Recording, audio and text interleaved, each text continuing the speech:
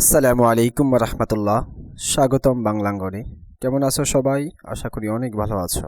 আজকে তোমাদের মাঝে হাজির হয়েছি বাংলা বানান রীতির আরেকটি পর্ব নিয়ে। আজকের পর্বে আমরা আলোচনা করব রস্ব উকার বনাম দীর্ঘ উকার, অর্থাৎ রস্ব উকার এবং দীর্ঘ উকার ব্যবহারের নিয়ম।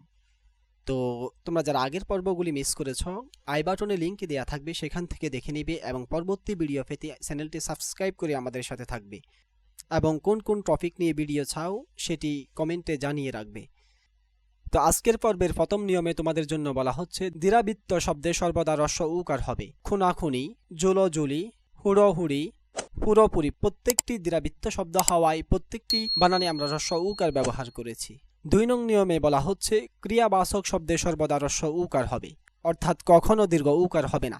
সুটা, বুজা, মুজডানু, বসুন প্রত্যেকটি ক্রিয়াবাচক শব্দ হওয়ায় প্রত্যেকটিতে আমরা রস্ব উকার ব্যবহার করেছি। 3 নং নিয়মে তোমাদের জন্য বলা হচ্ছে উক, উড়ে, উনি, উরি, উয়া এবং তুতো প্রত্যয় যোগে গঠিত শব্দে রস্ব উকার হবে, অর্থাৎ যে শব্দের শেষে এই প্রত্যয়গুলি যুক্ত হবে সেখানে রস্ব উকার হবে। ইচ্ছুক বানানে উক প্রত্যয় যুক্ত হওয়ায় এখানে রস্ব উকার হয়েছে। খেলুড়ে বানানে উড়ে প্রত্যয় যুক্ত হওয়ায় রস্ব উকার হয়েছে।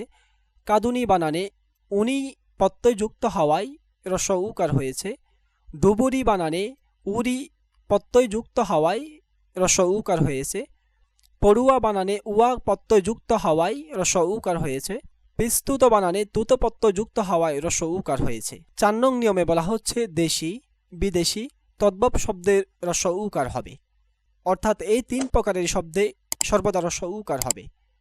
কুলো, গুড়ি, কবুল, বুনিয়াদ, নতুন, রূপ প্রত্যেকটি শব্দে উক্ত নিয়মের কারণে রস্ব উকার হয়েছে। তো 5 নং নিয়মে বলা হচ্ছে তৎসম শব্দে দীর্ঘ উকার হবে। আমরা 4 নং নিয়মে বলেছিলাম তৎসম শব্দ ব্যতীত তদ্ভব দেশি বিদেশি শব্দে রস্ব উকার হবে। এখন 5 নং নিয়মে বলা হচ্ছে তৎসম শব্দে দীর্ঘ উকার হবে। নূতন, রূপা, সূত্র, দুলি এই বানানগুলি তৎসম শব্দ হওয়ায় প্রত্যেকটি বানানে দীর্ঘ উকার ব্যবহৃত হয়েছে। তো এরই মাধ্যমে শেষ করছি আমরা রস্ব উকার এবং দীর্ঘ উকার বানানের গুরুত্বপূর্ণ 5টি নিয়ম। তো আশা করছি তোমরা তোমাদের বিগত সালের পরীক্ষায় আসা বানানগুলিতে এই নিয়মগুলি চর্চার মাধ্যমে তোমরা তোমাদের পরীক্ষার প্রস্তুতিকে শানিত করে রাখবে।